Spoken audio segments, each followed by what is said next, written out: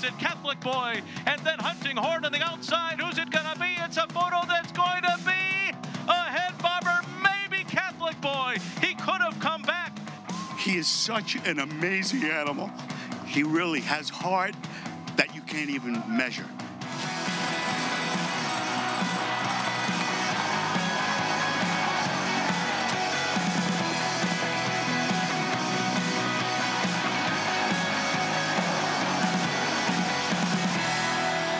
Next up, Belmont Park Live. Catholic Boy did it to analyze it all over again. We'll look back at another thrilling stretch duel between these two in the Belmont Derby. Estrachada is back for a second try in the River Memories. She'll line up in the starting gate for a brand new barn for her third start of 2018. And Mia Mischief has been on a roll this year. She comes into the Grade 3 victory ride off back-to-back stakes victories for trainer Steve Asmussen, but faces a loaded field as she tries to go for her third consecutive victory. Welcome to this Sunday edition of Belmont Park Live. It's presented by Claiborne Farm. 100 years of doing the usual unusually well. Perfect weather, nice crowd on hand for today's Sunday action. We have a lot to recap from an outstanding Stars and Stripes Festival on Saturday, but some very good racing coming up today, including that Grade 3 victory ride. Greg Wolf, former LA Dodger, New York Met, Paul LaDuca, Gabby Gaudet upstairs with us today. I know, good to see you. Weird up here, but happy to be with you guys. And Mia Mischief, she has been on a roll. Back-to-back victories now. She's got to face a Grade 1 winner, though, in Separation of Powers. Some other good runners in this field. She likes to do it on the front end, and there's some other speed in the race, too. Well, listen, she's got a ton of quality. She's a 3-year-old filly that's run 7 times now, Gabby, with 4 wins in 3 seconds. And it seems like she brings her A game almost every time. And the game is speed. She is very fast. Now, she might have Sower to compete with on the front end today, but in this particular race, she beat Talk Move to Me, who came back to finish second behind Monomoy Girl, and the Acorn Monomoy Girl, I would say, would be the divisional leader for 3-year-old fillies. So we're talking about top-class fillies here, and she is fast. Yeah, she is. And listen, Steve Asmussen knows how to ship a horse, and you ever heard of Rachel Alexandra? He knows how to handle 3-year-old fillies. That is our feature race. It is coming up in the 9th. We look forward to that. It is a loaded group. Here's the race we're bringing you this afternoon. Race 6 is next, and it kicks off the Naira Bets late pick 5 sequence. 6 furlongs over the inner turf, entry-level allowance. Going 1.5 miles on the turf. In the River Memories, sprinting on the inner turf in the 8th, and that 9th race, our feature race, that 6.5 furlong sprint for 3-year-old fillies in the Grade 3 victory ride. Tracker weather conditions brought to you by Piranha Fly Spray. Piranha on, Pets Gone, the preferred fly spray of Belmont Park. Main track fast. Turf condition listed as firm for today's action. And we're approaching the 11-minute mark to post for the race that kicks off this Naira Bets late pick 5 entry level allowance. Again, 6 furlongs over the inner turf. And right now, Fig Jelly for the hottest trainer in the land, Jason Service. He can do nothing wrong, that's for sure. And he acquires this horse for the first time today, Greg. That's the 5-2 favorite. We're taking a look here at Unlock the Potential, though. That is the 3 for trainer Chad Brown. Second start of his career. He got on the turf as a 2-year-old, and he would get the job done going away. Listen, obviously, no pun intended, the horse has got potential. And the horse is obviously one of the handsomest horses I've ever seen. Crown of Thorns, the sire of this horse, stands for $2,000. They paid $220,000 for him, and he won his turf debut. But your worry is, why are you going to the sidelines after win on October 19th, and he's been gelded since? Yeah, it's definitely a good question. And on top of that, you almost wonder if this is just maybe a stepping stone off of the layoff, because 6 furlongs to me seems a little bit too short for him. $200 sign-up bonus. Get started and play along with all the races that we're showing you each and every day on the show. For new members, you'll get $200 in your account when you bet $200. Use the promo code LIVE to take advantage of bet any track, anytime, anywhere. Go to NairaBets.com. Time for a paddock report for this 6th race. We're going to check in with Maggie Wolfendale. It's brought to you by Hillendale Farm, now standing Curlin for $150,000. And horses all set and ready for today's 6th race as we'll check in with the 3 inside runners, all of which coming off of respective layoffs. And we'll actually take a look at the one who projects to be the longest price of them all, and that's number 1 New York Song, obviously the New York bred here for trainer Rick Violet. And yes, he does seem to be a horse that's somewhat more proficient going a little bit longer than this, though I'm not against the 6 furlongs, to be totally honest. He comes back here, he looks great, he looks fit, as if a horse that isn't coming back off of a layoff. He in the past has also been a horse who does get a little too revved up prior to his efforts, and I can't say that's necessarily the case here today. Good energy, but he's not over the top. The one knock, comes back wearing front bandages. Moving on to number 2, Polar Axis, who is very fast here for trainer Michelle Nevin, as she will take over training duties on this William Skatine owned runner. And he's always a horse that does get pretty revved up. He is sharp here in the paddock, though while he is one that always tends to carry great weight as well, just got a little bit warm here, and to me that's a little bit more of an indication that he might benefit from a start here overall, as we see him going back to his June 14th of 2017 effort. He needed that start as well, so we'll see if he comes up a little short at the latter stages of this 6 furlong contest. Number 3 is Unlock the Potential, returns as a new gelding here for trainer Chad Brown. He looks ready to rock and roll. I don't mind the 6 furlongs as for him. Although he's a taller horse, he's definitely built downhill, a little shorter coupled as well. He looks as though he is ready for action here, Greg. All right, Maggie, thank you. A little cold on the board, though, for a Chad Brown runner. Yeah, you know why the reason I'm worried the horse is cold is he's got a work that says 1 out of 100. He outworked 99 other horses, and he's not getting played. Naira Bet's late pick 5. It's the best bet in racing. That low 15% takeout. It begins in this race coming up. 68,000 plus in the pool, and this is what Paul put together. Yeah, the reverse pyramid, right? Listen, this is very, very tough. 2, 3, 4, 7, 8 in here. I thought the next race was really difficult. 2, 3, 5, 7. I do think the 5 is the horse to beat for Pipey and Diodoro. 1, 6, 10. I do think the 10, what's to talk about? It's an interesting horse for service. 4, 5, Sower and Mia Mischief. My shot in the last, I like La Manche. A horse had a bad trip last time, should improve, and Jose Ortiz gets in the irons. Time for a post parade, and we start with New York Song. Luis Saez will ride for Rick Violet Jr. Coming in off of a layoff since November at Aqueduct and shortens up a lot, but looks good on the track. 10-1 on New York Song. Here's the speedster Polar Access making his 6-year-old debut for New Barn, Michelle Nevin. Was he the sneaky horse? 3 wins all at Belmont, and it gets Johnny V, and you're right, in a New Barn. It looks well, too. Unlock the Potential for Klarovich Stables, trained by Chad Brown, coming off that maiden score on the turf, and now the 4-year-old debut. And as you said, showed potential in that maiden score, but the question is, will he be ready off the layoff, and is this distance suitable for him? Major Force has won back-to-back starts on turf for trainer Linda Rice. Javier Castellano aboard.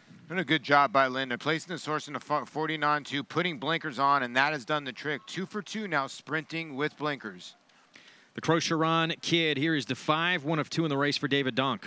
Does better with a hot pace in front of him, which I'm not so sure he'll get today, but he is a big price.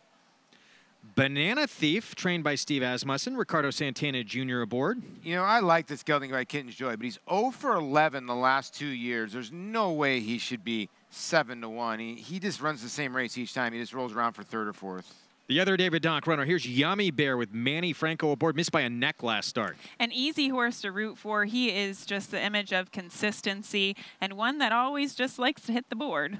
And Fig Jelly on the outside. This is the favorite for trainer Jason Service. Been off since mid-May at Presque Isle. Yeah, and comes from a decent barn in Wayne Rice. I mean, listen, good jockey change here to Jose Lezcano, and Jason Service is beyond on fire. Firenze Fire, one of his winners from yesterday in the Dwyer. We're going to look back at that race and all the other action from Stars and Stripes Festival. But right now, it's the Naira Betts late pick 5 sequence in a contentious field to kick things off. Still 6 minutes to put a ticket together and get involved. We'll be back with more right after this. This graded stakes winner and multiple Grade 1 performer by Tapit has become one of the nation's leading sires of 2-year-olds.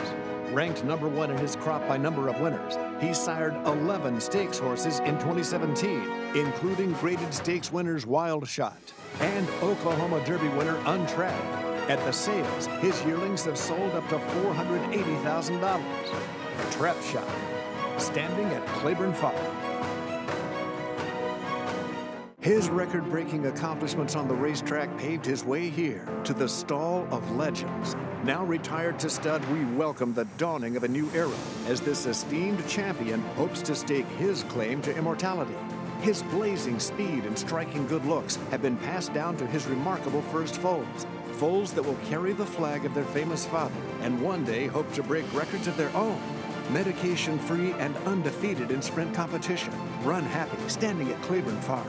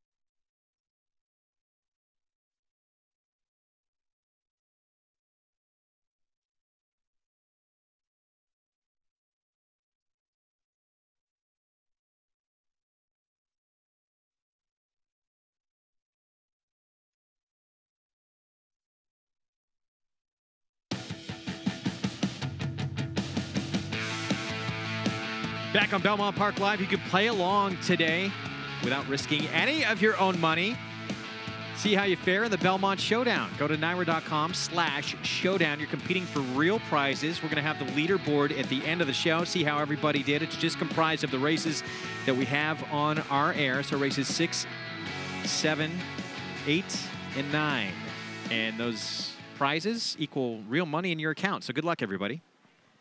Taking a look at the 3. Unlock the Potential. Klarovich Stables, Chad Brown, and Irad Ortiz Jr. aboard. Easy win, that first try on the turf, but a long time off.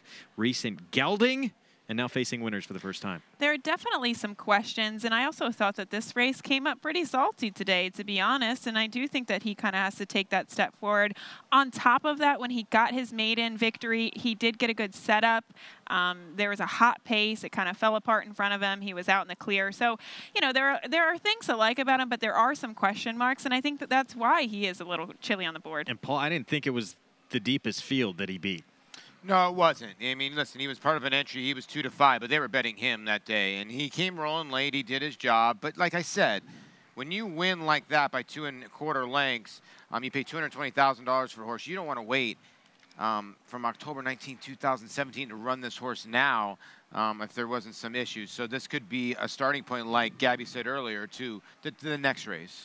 There's Fig Jelly, trained by Jason Service. Doing a lot of things right at this meet. For more, let's go to Maggie Wolfendale. Everybody's going wild for Fig Jelly here as he comes in for new connections. I mean, not to be harsh on Wayne Rice, but when Jason Service took over training, he had not won a race this year. Also ridden by someone doesn't win a lot of races, and now he's going to Jose Lascano. He's going to Jose Lascano. So physically, I would say that the turn back fits his horse, but he did seem to get very brave when he went 2 turns and was able to set the pace in both of his recent starts. So we'll see if he still has that kind of instinct to go and pass horses, because I don't think he's quite as fast. Then again, maybe Jason Service will put the speed into him, but as horses such as Polar Axis. In the paddock, extremely fit. He was a bit bad to saddle, but it seemed as though the connections already knew that as they promptly took him in the back and saddled him on the walk. Since coming out to the racetrack, he's settled in quite nicely. He's a lot more calm, cool, and collected, and he looks fine. Do I really trust him? Maybe not, but there's a lot of intangibles here with the new connections taking over that says he's probably a winner. Greg? Well, last time he was on the turf, that was 2 back at Keeneland. Obviously, he was in a different barn. The horse that beat him that day, that horse is 3 for 4 on the turf and won a $200,000 stake at Canterbury. Yeah, that's pretty impressive. I mean, he has been competing against good company. And then you look at the very shrewd connections of Mike Dubb and Jason Service and Jose Lizcano. It just, you know, is it too good to be true?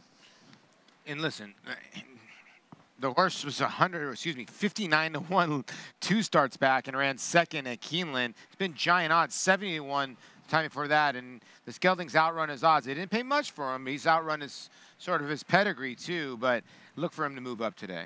There's a look at Yummy Bear, one of 2 in the race for trainer David Donk. Manny Franco rides here, and this horse just is a trier. He's the horse to beat. I'm surprised he's not the favorite, but they're looking at the stats of Jason Service. And he also has a little bit of tactical speed. There's not a lot of speed in here, which is funny to say for a turf sprint. So I thought that that could be an advantage to him. Look who was beaten by a few starts ago, American Guru, who was an impressive winner yesterday. And here is the speedster of the group. So this will be the 6-year-old debut of the 2, Polar Access, 6-1 on the board. That's why I like him. That's why I kind of lean towards him, Greg, is that he is the main speed. Yes, he's coming in off of the layoff, but he too has keyed up against some decent company in the past. So I'm hoping that Johnny Velasquez gets aggressive with this horse, and speed is dangerous in turf sprints. We haven't gotten any rains of late, so the turf course has sped up. And Michelle Nevin Goodwood, first-time acquisitions. Polar Access, the 2, is going to be loose on the front end. Here's the debut, 4-year-old debut of Unlock the Potential for Chad Brown, the 3-horse stepping in. But Fig Jelly on the outside, the 1 to beat, moving to the barn of Jason Service, close to 50% at the meet. Let's send it upstairs for the start of the Naira Bets late pick 5. Here's the voice of horse racing's Triple Crown, Larry Colmus. They're all in line. They're off. Polar Access on the inside, out for the lead. The Crocheron Kid came out running in second. Fig Jelly is out in third. Yummy Bear fourth. New York Song fifth on the inside. Then Banana Thief, followed by Unlock the Potential. Major Forces last, and Polar Access and John Velasquez lead them up the backstretch, 3/4 of a length over Fig Jelly in second. Then New York Song inside of the Crocheron Kid. A 3-wide Yummy Bear, Banana Thief in behind them as they make their way for the turn. 22.33 was the quarter. And then it's Unlock the Potential, who's 7 lengths off the lead, and Major Force trails the field. Polar Access on top as the field rounds the far turn. Fig Jelly 3/4 of a length behind. Yummy Bear is next on the outside. New York Song is on the hedge, 1.5 off the lead. Then the Crocheron Kid and Banana Thief, 44.95 the half. They're into the stretch. Fig Jelly comes up alongside of Polar Access, and Fig Jelly takes the lead. Polar Access is back into second. Yummy Bear trying to make a bid. Then New York Song, Banana Thief on the inside. And here comes New York Song coming up on the outside of Fig Jelly. It's going to be these 2, and it's going to be Fig Jelly to hold off New York Song. Then Unlock the Potential and Yummy Bear in 107.36. Jason Service Barn does it again, and that time ridiculously fast. 107.1. Few ticks off the track record. Yeah, this is turning into Jason Service world. We're just living in it. I want to say out of his last 100 runners, Gabby, he's got about 46 or 47 wins, and a lot of them have been turf sprints here, Monmouth, and you just can't go by them. You knew from the get-go that this horse was going to win when he showed that much speed out of the gate and was able to run with a horse like the 2. He was in a perfect position. He got a great trip, and he delivered. He moved up. How about that effort from New York Song, though, for second? What an effort, though. Fig Jelly getting the job done in a good tracking position in here, getting by the lone speed. The 2 got everything he wanted his own way on the front end. He did. No real excuse. And as Maggie kind of said in the paddock, maybe he would benefit from one race underneath of his belt. But he definitely made a good case for himself. But New York Song, that was impressive considering how the pace held together. Yeah, you're right, because he was sitting in a good spot. If he was able to get out a tiny bit earlier, this might have been a different ballgame. The 3-horse Unlock Potential, you're right. You hit it right on nail on the head, Gabby, in the post parade, that he needs a little bit longer distance because he was rolling late. 2-1. Your favorite kicks off this Naira Bets late pick 5. And again, yeah, it's a firm turf course out there, but still, that's a quick final time. 107.1. It was the Pennine Ridge all over again in Saturday's Belmont Derby. Analyze It has had enough of Catholic Boy, I think.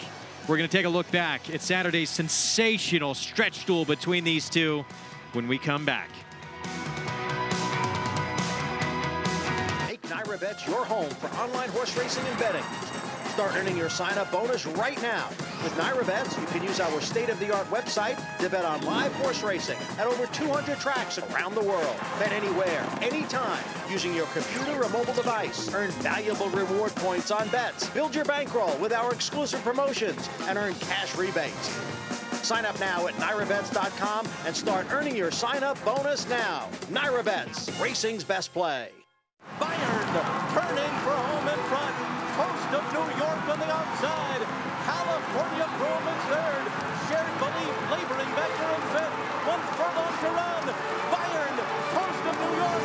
California Chrome on the outside. The three of them come to the wire. Bayern, Coast of New York. California Chrome. Here's the finish. Bayern holds on.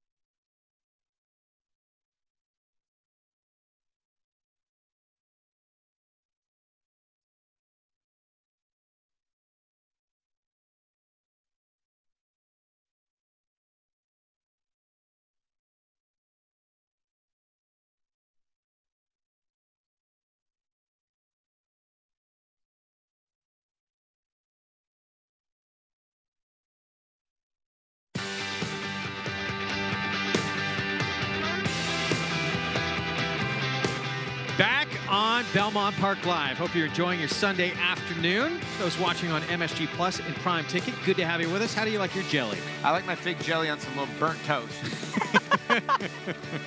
Fig jelly moving to the Jason Service Barn, gets the job done, holds off long shot New York Song to get the victory.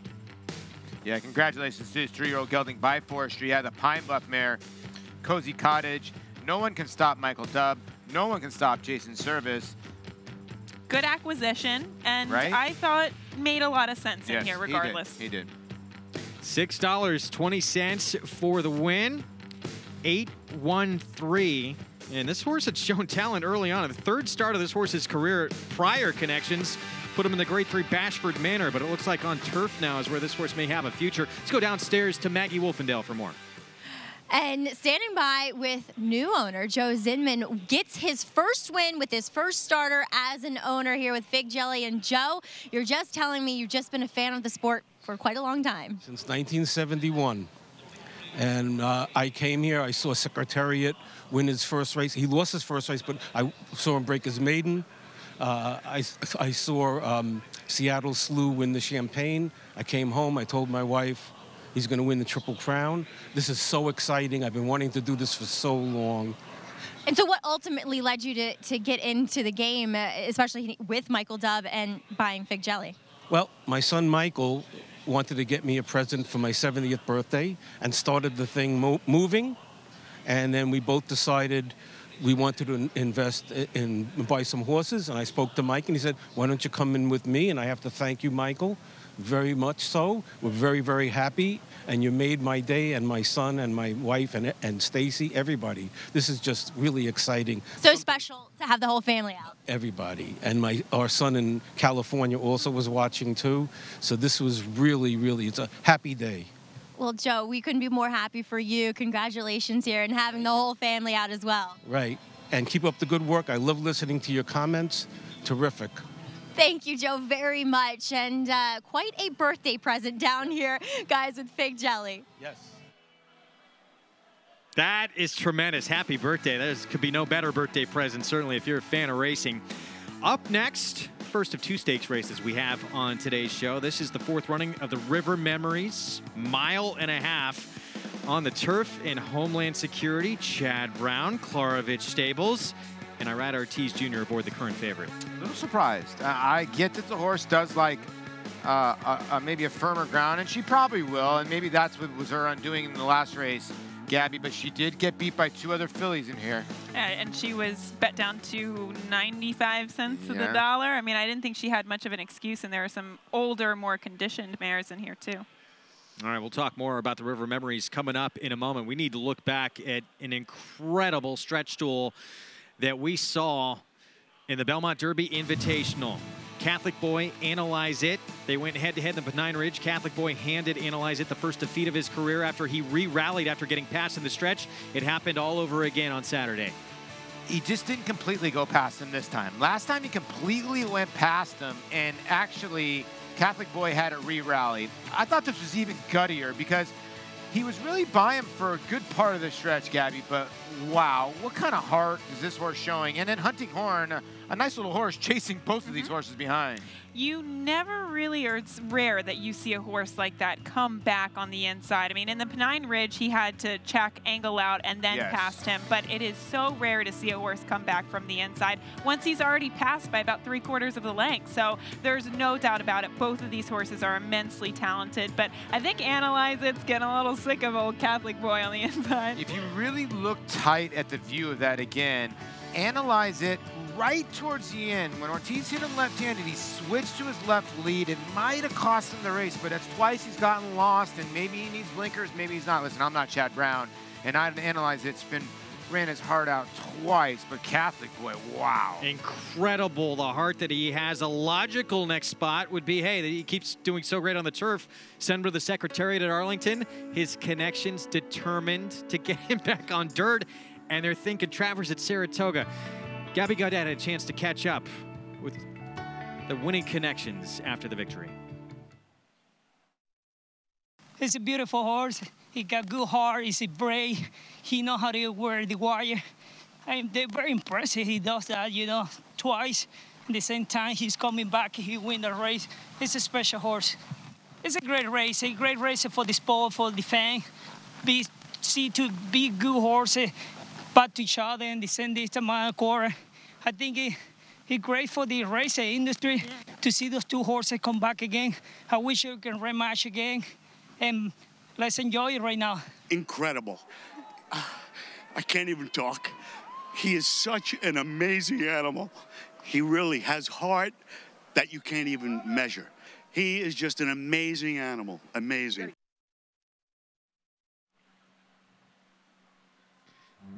I mean, just incredible heart. As Gabby said, you don't see that happen. Horses getting past like that on the inside and re-rallying. And in the Pennine Ridge, too, not only getting fully past, shifting back outside, coming by and getting by this horse again. It's incredible what he has done. But again, we've seen him with talent on dirt in the Florida Derby. Bled in that race, and Connections want to see him now back on dirt, it sounds like. I just want to say, you know, about Bob LaPenta, how many races has he won before in the past, and the fact that he's still so emotional about it. But on top of that, Jonathan Thomas, I mean, he's pretty new to the scene. This was his first Grade 1 victory. How special that is, and what a great job that he's actually done to campaign this horse. So whether or not they stick to turf, I think the Saranac might have been in their heads maybe, or go to the Travis and take him back to the dirt.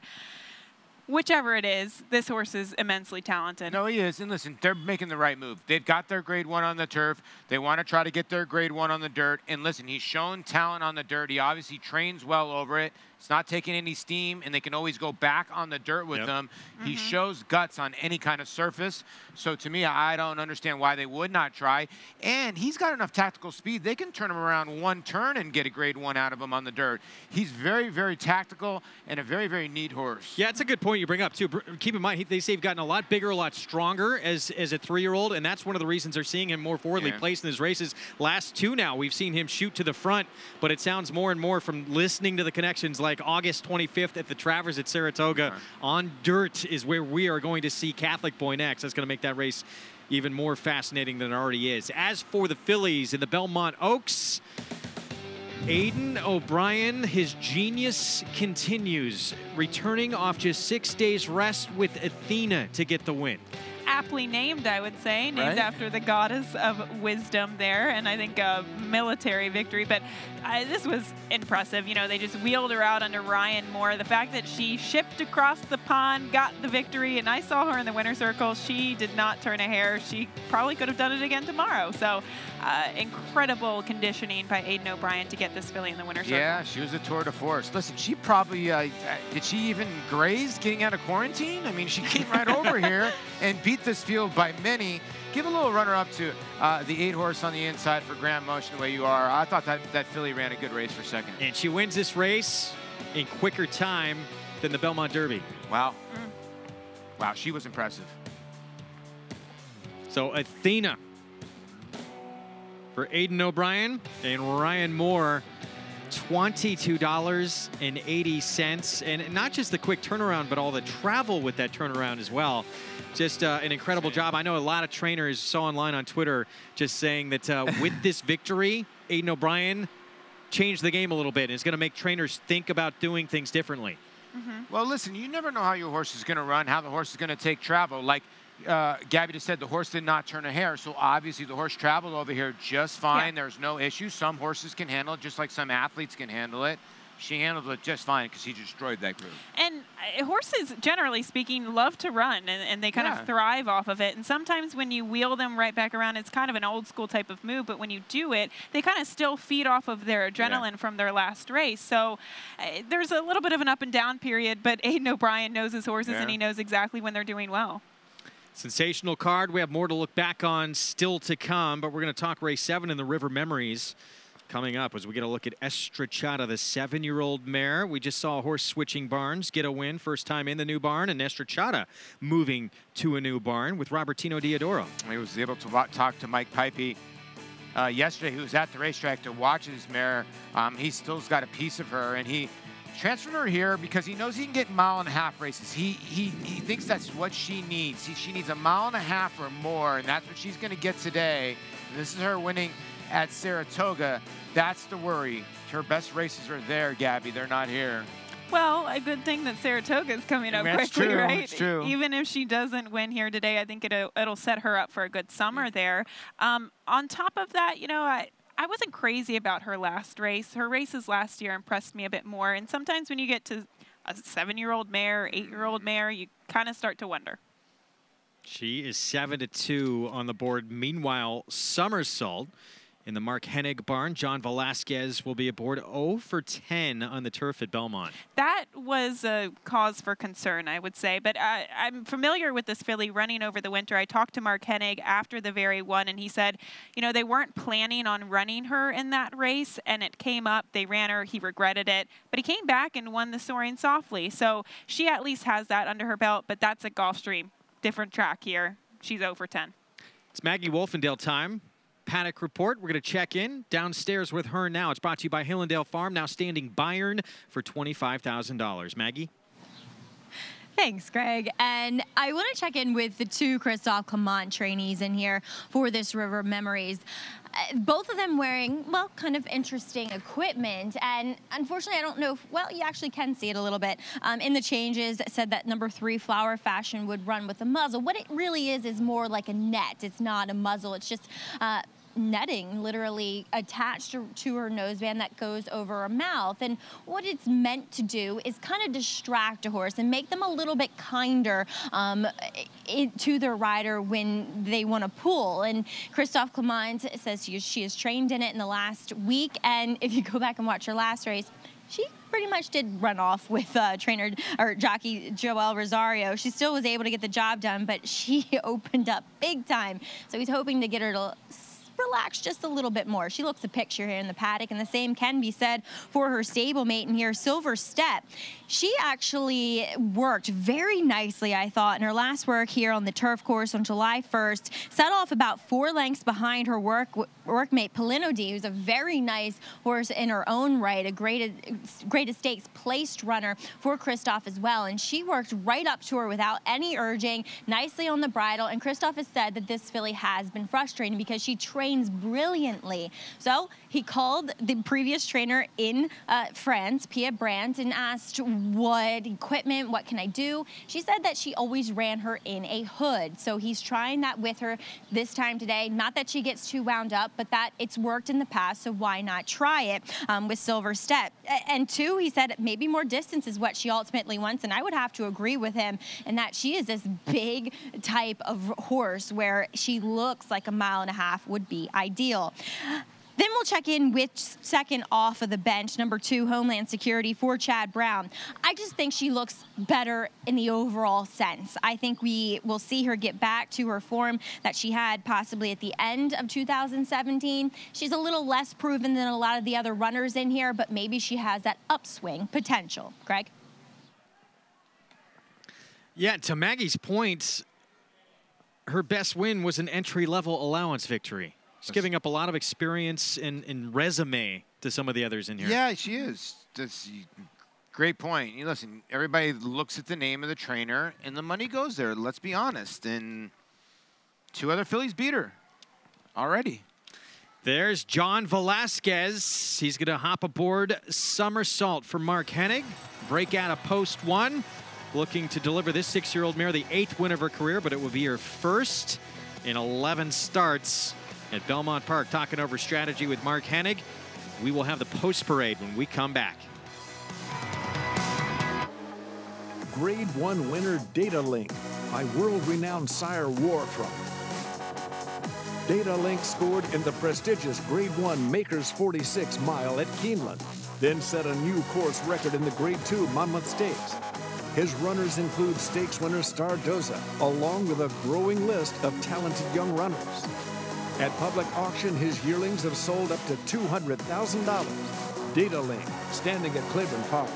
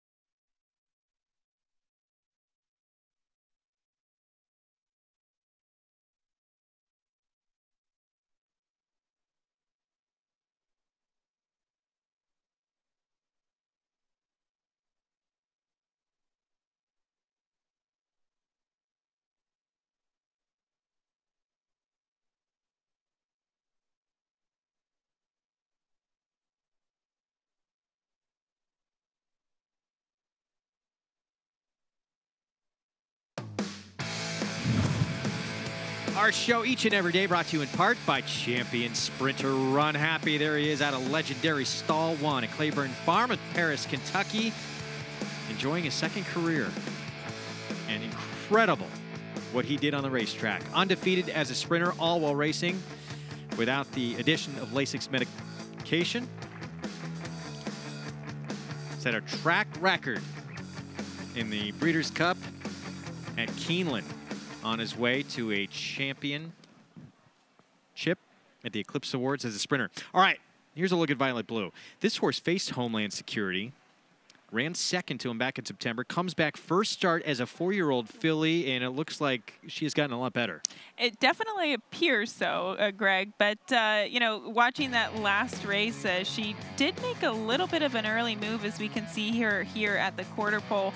But she had so much gas in the tank, she just kept on keeping on. So I loved how she kind of lowered herself, ears pinned back. She was really into this win. Obviously, she kept on increasing that margin. The thing about it, though, Paul, and I think you've probably seen it many times before, sometimes 3-year-old fillies going into their 4-year-old season, even 4-year-old fillies going into 5-year-old mare season, they can improve vastly. They can change so much from those 2 years. Yeah, most handicappers will say the best number a horse will run will be the 4-year-old debut or the 4-year-old second race as a 4-year-old.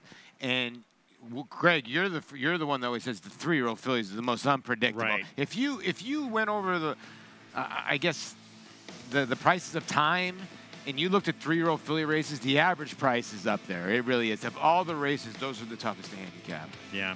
Can improve just leaps and bounds. Get signed up, get started, play along. $200 new member sign-up bonus. Use the promo code LIVE. Go to NYRABETS.com to play along. Post-parade for the River Memories. And we start with Somersault. Mark Hennig, trainee. John Velasquez rides. She is arguably one of the classiest in this field, as she's faced Graded Stakes Company plenty of times, but she's going to have to overcome that over 10 record here on the Belmont turf. Here's Homeland Security, trained by Chad Brown. Irad Ortiz Jr. rides. Disappointed at 95 cents in the dollar, but was way back last time. I wonder if Irad will have her closer today. We jump ahead to the 4, Not Taken. Louis Saez for Todd Pletcher at a big price. You know, a horse that's going to be second time into the Pletcher barn for Blue Heaven Farm. 5, Estrachata, now with Robertino Diodoro, Flavian Prat. She's another one that has the class here, coming out of a subpar performance last time out, but this will be her 3rd start off the layoff. There's Flower of Fashion, back to the 3 here. Joel Rosario for Christophe Clement. Opened up on the field by 11 lengths last time out. Let's hope she's a little bit more reserved here today. And just barely hung on for that victory. Here's the 6 Silver Step, another Christophe Clement trainee. Manny Franco rides. Yeah, Christophe's been hot, and I think that's what you need to lean on. One win in the last 2 years, and it was by a neck. Showed you that dominant win from Violet Blue in her 4-year-old debut. Here she is. Javier Castellano rides for Jimmy Toner. I think she's made that natural progression from 3 to 4, and she is the up-and-comer. And Brian Lynch trains this 18-to-1 shot. Savannah Bell with Jose Ortiz aboard. Listen, Brian dropped her down for 35 to give her confidence, or at least Eddie Keneally did, and it got her a little bit of confidence because she ran okay last time out, and blinkers have helped her too. And beaten just a neck by the Flower Fashion, the 3-horse. Last time out. Pick 4 begins here, 362,000 plus and growing in that pool as we take a look at Estrachata. Yeah, I thought that David Cohen actually put her in a perfect position last time out against Grade 2 Company. I really didn't see an excuse in her defeat, Paul. Did you? No, she's a horse. Listen, she runs in spots. She's at 7 years old now. She is the ultimate grinder. She needs to get the nice trip, and Gabby's right. She ran a little bit, then she stopped, and she sort of got caught in between horses, and she backed up, and then she ran again, and then like that's why Mike, when I was talking to him, he goes, she wants to run 2 miles. She really does. So if the overland route and in the Belmont turns should help her, and she did lose to a quality field. Santa Monica came back to win, you know. With more on Estrachata, let's head downstairs to Maggie Wolfendale. Greg, thanks. And she is a 7-year-old. She's a 7-year-old that's only making her 25th lifetime start. She comes in, she's wearing 2 front bar shoes. She's wearing 2 front bandages. There's some issues with Estrachata. I don't trust her. I can't say she looks poor in any other way other than those things that are just ultimately red flags to me. She does show up. I respect her, but she's not a horse that I can truly sink my teeth into and ultimately suggest with full confidence. So I'll lay off of Estrachata. Number 7, Violet Blue. Gabby brought up a great point. She feels like the horse that is just hitting on all cylinders right now, and it's reflective in the way that she looks. I mean, she's just really filled out what was a bit of a lanky and angular frame of last year as a 3-year-old, and her hindquarters have really rounded out. I thought she worked well with Hawkish and Manitoulin in her last work for Jimmy Toner, and Jimmy knows how to develop these fillies, just to get them to run these long distances races between a mile and a half on the turf, and I do feel confident with Violet Blue here, Greg. Maggie thinks, yeah, Violet Blue, we had the Belmont Oaks run yesterday. She ran in last year's edition. She went off at 76-1 in a 1-2-3 finish for Chad Brown that New Money Honey took. That was obviously a little bit beyond her scope, but she has come back definitely better as a 4-year-old. And she definitely has. And, you know, if that wasn't a fluke, she's going to take another step forward. And I think that that would put her on the same level as some of these older, you know, class mares that have been tackling graded stakes company consistently. We have both wins, at least here at Belmont. I think that goes for her in her corner. A lot of these horses don't really love to win races. Besides, you know, Flower Fashion does have 3 wins in the career, and then Somersault does have 7 wins, and now is your favorite. I'm a little surprised the one's your favorite. Meanwhile, back to the rail runners. Somersault for Mark Hennig, been consistently running in stakes and for the most part, graded stakes. Second in this race last year. Yeah, and listen, the 5 has beaten her before. That was in the way at Saratoga. I just can't get over that 0 for 10. I mean, the horse is basically now your second choice is 7-2, but I can't get over 0 for 10. And the horse is 7-2. She also kind of goes in and out of form sometimes. She's not the most reliable horse. I mean, it was a nice victory 2 starts back at Gulfstream, but prior to that, like we said, you know, she's not the most consistent mare, at least this year.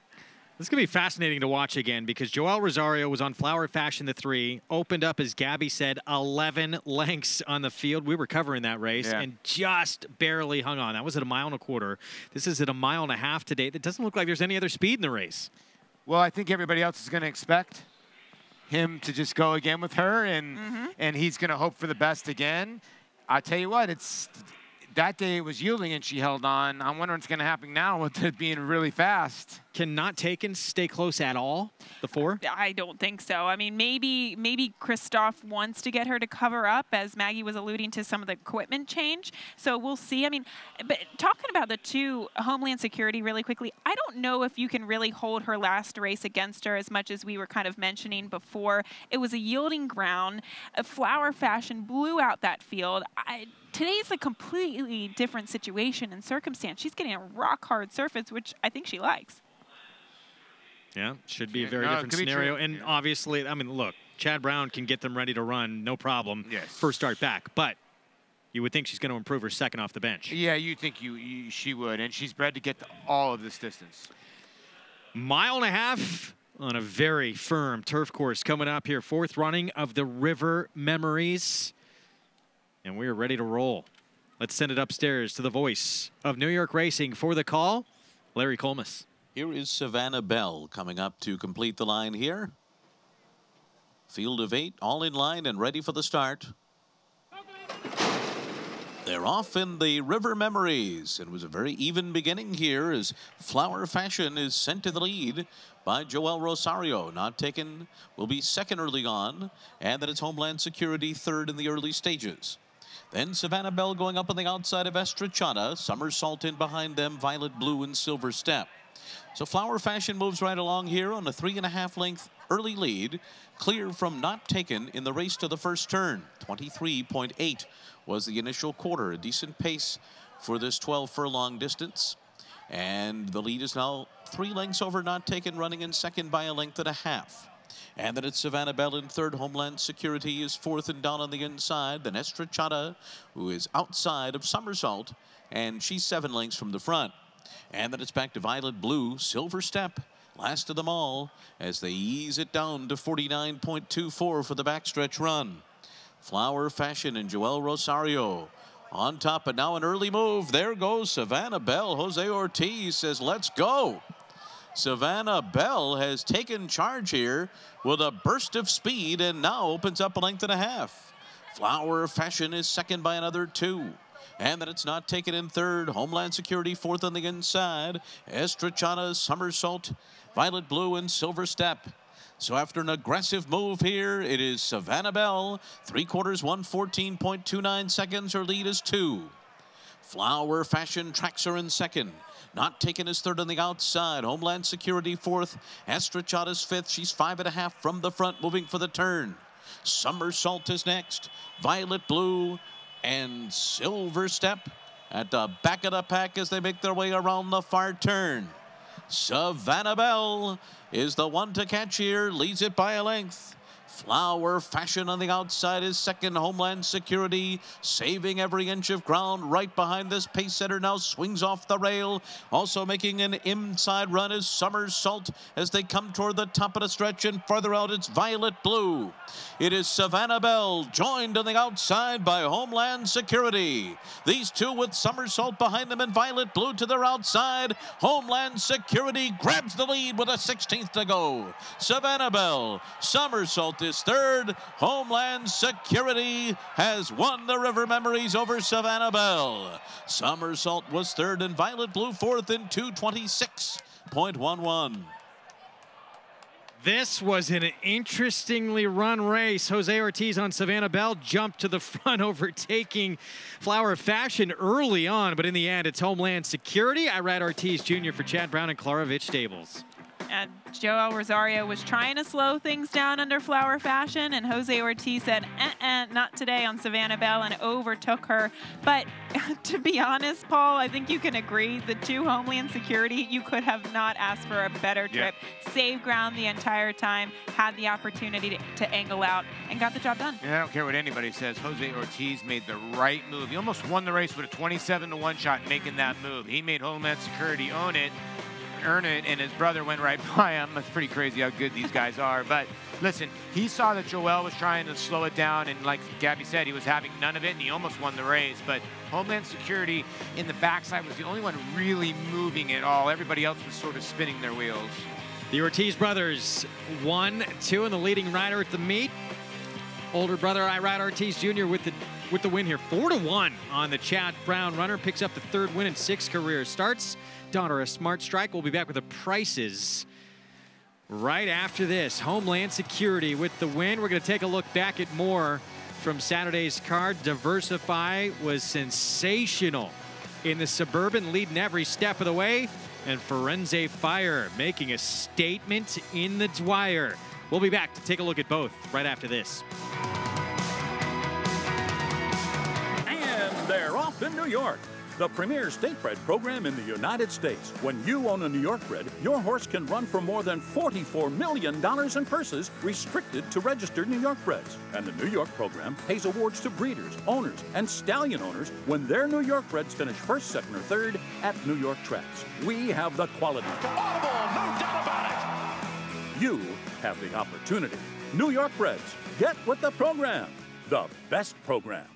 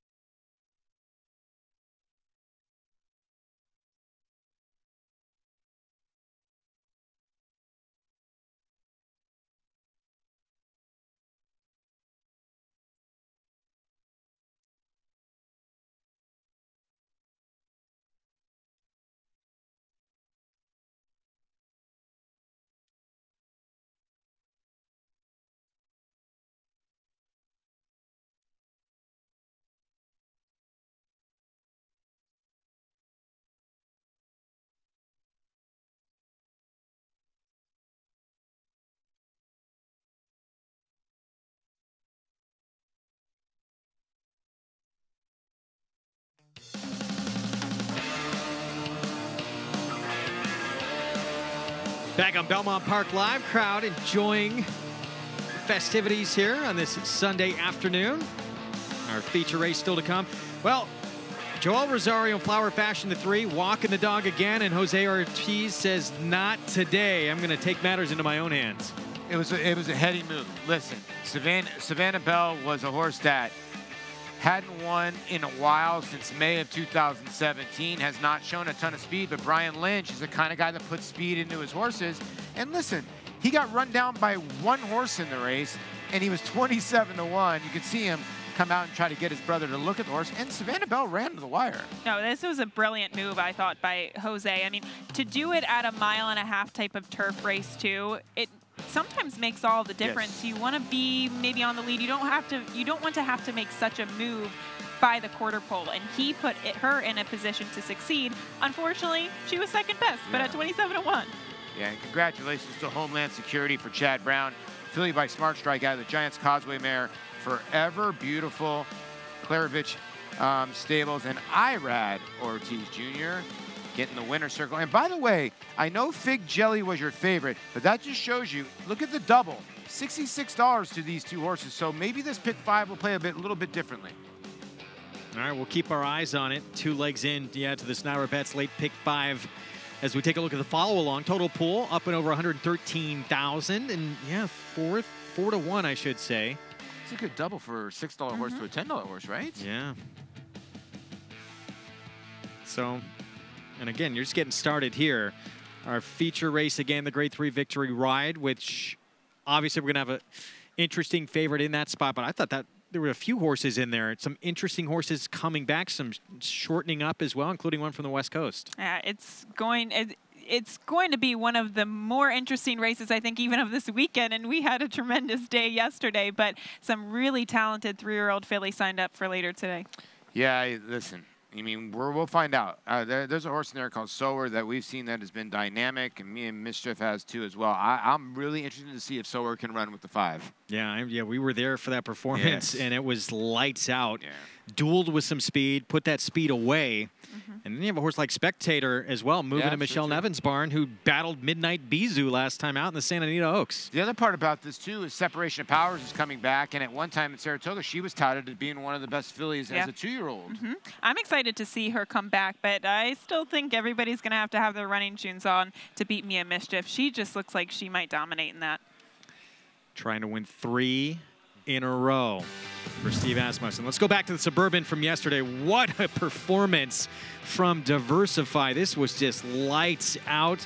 And if there were any questions at all, has he come back to what he was when he won the Jockey Club Gold Cup? He's come back even better, I think. This is the epitome of running them off their feet. This is the epitome of ripping the heart out of the rest of the runners, because he went so fast, Gabby, that the other horses are like, we cannot catch you.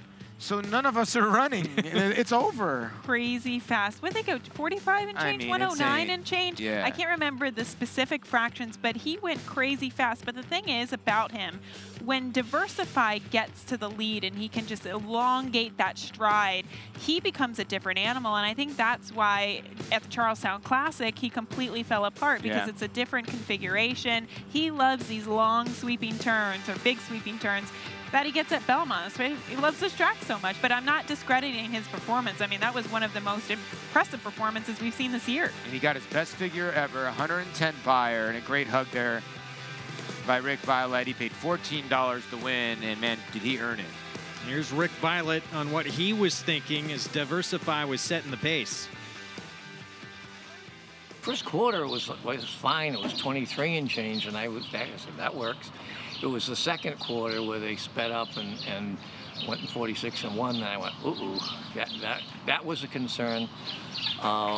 When we got to 3/4 of 9 and change, also a bit of a concern, but if you look behind them, everybody was scrubbing pretty good to keep up. So that's a lot of times that's the right thing to do, try to stretch everybody out, get everybody to use their run a lot earlier than they would like to, and kind of dictate the pace, and that's what I read.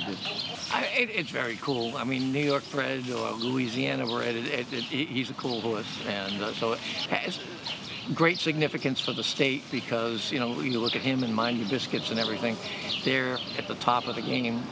Really, really good horses, and New York should be proud. But believe me, it didn't matter where he's in our barn. That's what counts, and he's just a very cool horse. Yeah, how about that? A New York bred getting it done on his home turf, and this is the resume that he's putting together. He just got really, really good, kind of went to that next level in the fall of last year, and then we saw him run it at Charlestown, said, oh, well, he can't get back to that. Now he proved absolutely he can. Yeah, he can, and wow, he's got some good races in him. And you're right, a New York bred, and Rick's so involved in New York bred breeding association too, so this has got to be extra for him, you know? I know it's kind of comparing apples and oranges, but New York bred horse of the year, Diversify or Mind Your Biscuits? Wow, that's a good question. We'll see what happens. I mean, there's still a lot to yeah. So Whitney next, maybe, for Diversify off that performance? I would think so, yeah, I would think so. You have to, right? Right now, the edge probably Mind Your Biscuits, right? Probably, but it's definitely an interesting conversation. A lot of answers will be made after this summer, I would imagine. Yeah. Well, and this we've talked about this a lot. This kind of starts this second half of the year, and a lot of times we can see horses that were great during the Triple Crown can start to tail off. New faces can step up, and boy, did Firenze Fire step up in the Dwyer. Well, he got a 107 Beyer speed figure for this victory here today. And, you know, a lot of people were saying that he just ultimately did want to turn back, and that's what he got, the turn back to the mile. But I don't think anybody was expecting a performance like this, Paul. Wow. I mean, that's the only thing you can say. He really lowered his head and went around these horses like they were standing still. He got bet like he couldn't lose. Mendelssohn opened up at 1-2. And when you look at Firenze Fire, his last race, if you draw a line through his Kentucky Derby race, his numbers were going south. They were not going good. And Jason Service's barn's going so well right now. He got this horse back to his 2-year-old form, and I guess the key is around one turn, because what he did yesterday was just sensational. He'd run huge off of freshening before. Jason Service said he really responded to the freshening, obviously, yesterday. He's been dying to cut him back in distance as well, and it worked out for him. And now owner Ron Lombardi, he lives in New Jersey. He would love nothing more than to see this horse go to the Haskell Invitational, but Jason Service says he's thinking Alan Jerkins Memorial. They're going to work it out together. Well, here's the thing. This horse is fast, okay? And I think where Jason is headed is headed towards the Breeders' Cup Sprint. And I'll tell you why. 3-year-olds do well in the Breeders' Cup Sprint, and the more this horse cuts back, I think the more dangerous he's going to be. Oh, yeah, for sure. I mean, that was an incredible performance from him. And I think it might be best to keep him at one turn because he's potent. Look, he got a crazy fast pace that kind of fell apart in front of him yesterday. But you could probably pose the same thing for Mendelssohn, who finished lengths behind him. And by the way, for Mendelssohn, Aidan O'Brien, he actually, from watching back at home, TJ Comerford, his assistant, said he was actually fairly happy with that performance. They're going to continue on with him. They think he can progress off that, and they're going to keep him here in the States and move along. Maybe Penn Derby next for him. What's to talk about? Low, Jason Service. Yeah, Firenze Fire to the winner's circle. He already had a winner we've seen on our show with Fig Jelly. Now try and get another. 5-2 favorite. What's to talking about? Looking to give Jason Service one more. We'll be back. Stay tuned. His record-breaking accomplishments on the racetrack paved his way here to the Stall of Legends. Now retired to stud, we welcome the dawning of a new era as this esteemed champion hopes to stake his claim to immortality. His blazing speed and striking good looks have been passed down to his remarkable first foals. Foals that will carry the flag of their famous father and one day hope to break records of their own. Medication-free and undefeated in sprint competition. Run happy, standing at Claiborne Farm. Make Naira Bets your home for online horse racing and betting. Start earning your sign-up bonus right now. With Naira Bets, you can use our state-of-the-art website to bet on live horse racing at over 200 tracks around the world.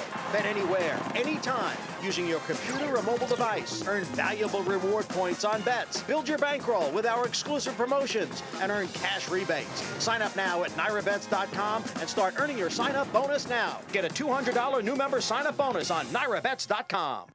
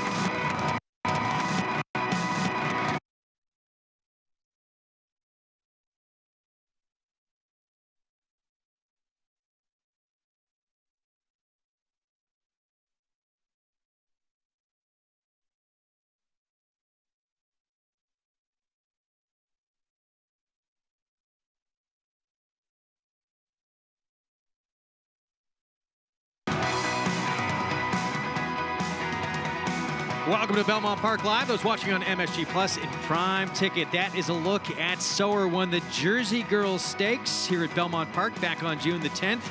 Undefeated, now perfect 3 for 3 for Linda Rice, and that was a very impressive performance. She will look to go 4 for 4 in the Grade 3 Victory Ride, our feature race coming up, but the competition getting a lot steeper in that one. Greg Wolf, Paul LaDuca, Gabby Gaudet with you. Sower, though, showed a lot of talent in that last effort. Listen, you can't knock an undefeated filly. I mean, she's 3 for 3 over 3 different racetracks. That is tough to do. And I tried to knock her last time thinking, okay, she can't pull it off. And she blasted a field here as she dueled with the horse. Now, she's got to deal with a different type of horse than me in Mischief. Yeah, because she is a front runner as well, and she's posted to her outside. So I guess the strategy is going to come into play.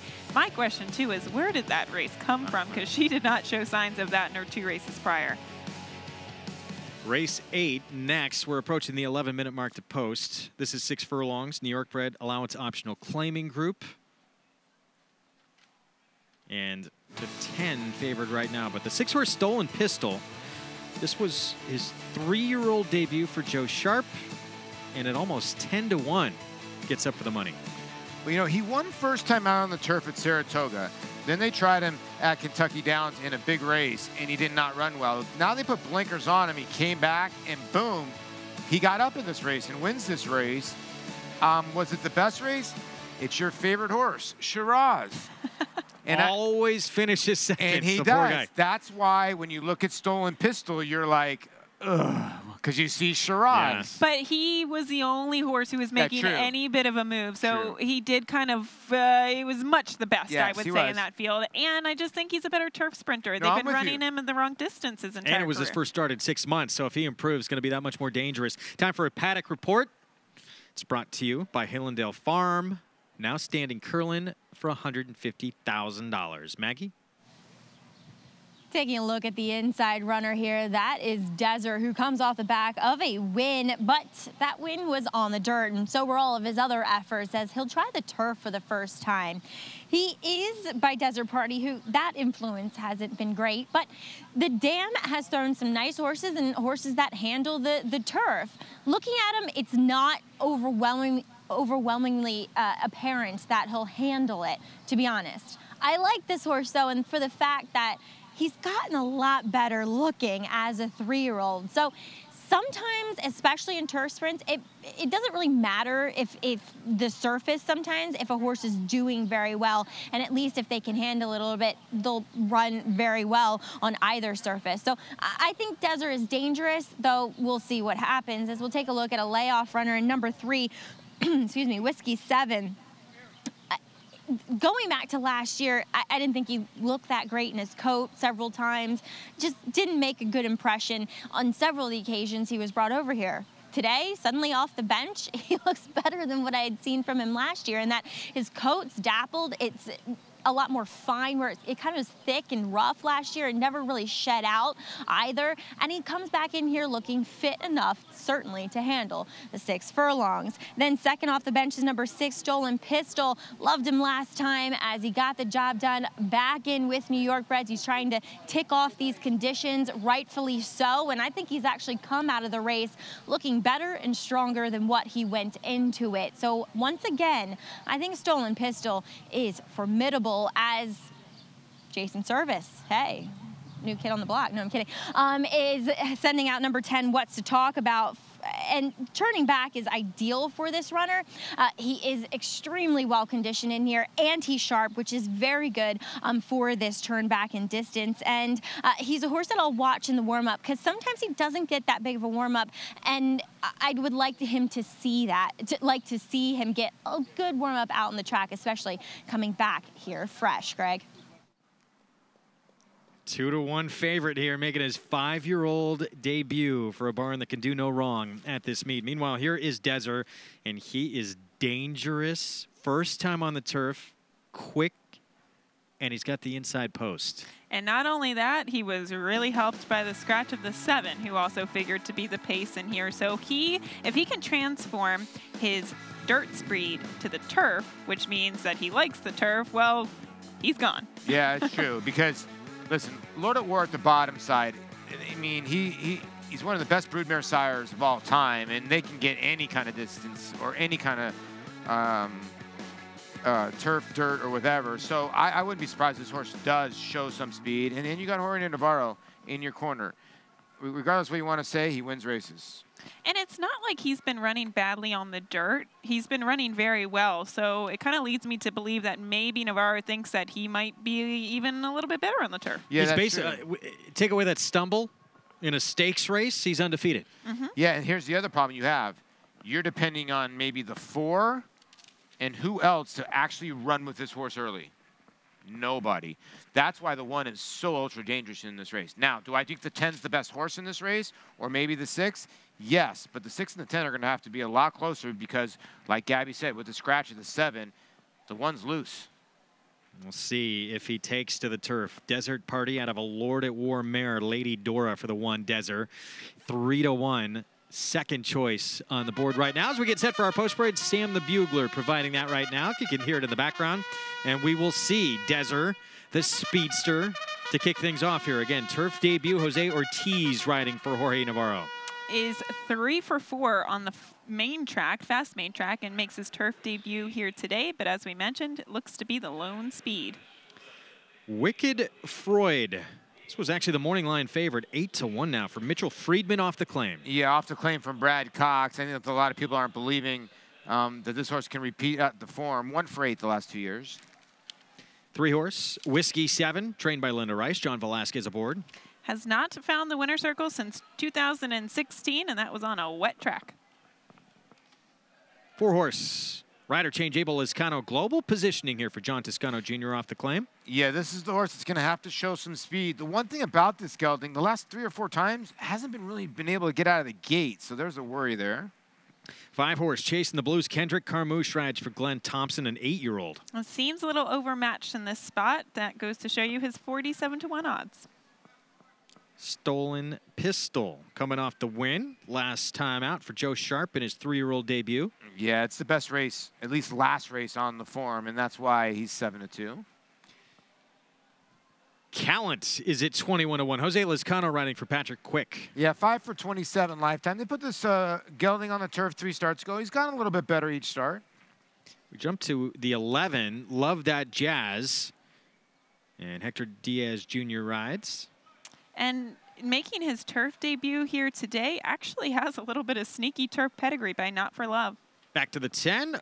What's to talk about? Jason Service, Irad Ortiz Jr. Yeah, if you look 4 back, the horse ran on July 14th, yet it says the horse got gelded on July 14th. I hope that didn't happen, but the horse has gotten a little better since the gelding.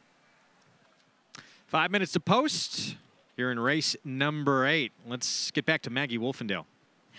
Pleased to be joined here by Linda Rice, who will be sending out Whiskey 7 here in this turf allowance for the New York Breds. And Linda, a horse that probably was a little bit frustrating for you last year, but comes back. And how is he doing here today? It seems like a good spot for him.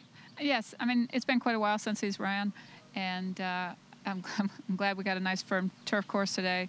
He's trained pretty well into this race, but he's kind of a horse that needs a run to get him going. You know, he's usually he's just a little lazy in the morning, and so he may need a race or 2. And looking forward to Sower in the next race in the Victory Ride. She was very impressive in her last start in the Jersey Girl. Speaking to your confidence in her heading into this great stake, what do you think? Well, I think that this is a vastly different race than the last one. I was really pleased with her effort in the Jersey Girl, but this division of the Victory Ride, as David Grennan had mentioned, was probably the toughest Victory Ride that we've seen in a decade, at least. So it's a tough group. We're excited about running her. Hopefully she puts in a great performance today, and then we can move on to the test. Now, I remember talking to you last time and that it wasn't necessarily the plan to go to the lead in the Jersey Girl, but you did. So do you still think she is a horse that can rate off the pace? You know, I spoke to Irad in the Jersey Girl, and it appeared there was speed on paper there, and we left that option open. You know, if she broke well, he was there, fine. If she needed to settle off it sooner or later, she's going to have to do that. And I'm going to leave it up to Irad again today. Obviously, the filly right on the outside of us, Mia Mischief, is a lot of speed. So it's really going to be up to Irad. So it'll be a jockey's race. That's always fun to watch. Linda, thank you as always for your time, and best of luck. Thank you, Maggie. Hi, Greg. All right, Maggie, thanks. So has Whiskey 7 here, and yes, Sower in that Grade 3 victory ride we will see next, trying to remain undefeated, but very, very tough test against some graded stakes winners. Absolutely. A lot to prove coming up next, but obviously Linda Sain pointing for the test later on the summer. I think probably a plan for a lot of the contenders in that race. But back to the 3 Whiskey 7, you know, I think he looks great on the track. He is one, though, you wonder, like Linda alluded to, if he might need a race underneath of his belt. I don't think he gets the pace that he needs. Yeah. I was looking at him. If you look at Whiskey 7's best races, it's when it's rock hard. 107-1, he won that race. 107-1, he was right there close to the wire. Maybe that's why he's getting bet in here. And you look at the other Jason Service runner who's already won on the card. Like I said, gelded 4 starts back, ran a decent third to Polar Access, who we saw a little bit earlier. New York's Finest came back to run good.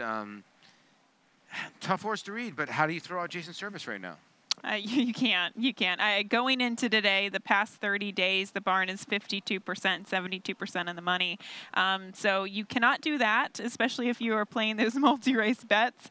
But what's to talk about? I almost wonder if we'll see an aggressive ride by Irad today, just considering the lack of pace. I know this horse does seem like a closing sprinter, but Jason Service and Irad, they're shrewd connections, and I just don't see them getting lost in this type of race. Meanwhile, this has got to make you take pause a little bit. Wicked Freud was 5-2 morning line, coming off some very good efforts, and a little cold at the windows here, 6-1. Well, in reality, it's just because it's going from Brad Cox, who's 27%. It's nothing against Mitchell Freeman. Mitchell Freeman's 1 for 38, and he's 0 for 9 off the claim. So that's what the people are looking at. But the positive is Mitchell can train, and this horse probably needed the last race and has only had 2 races since November. Well, Catch a Cab won 3 in a row. We just got beat by. Yeah. And not only that, I actually think that this is a very smart move by Mitch Friedman, because he sees that, okay, if Brad Cox is not going to be able to win with this horse going a mile or a distance of ground on the turf, why not cut him back in distance and see if he's a closing sprinter? Meanwhile, with more on the Jason Service runner, what's to talk about? Let's go back to Maggie.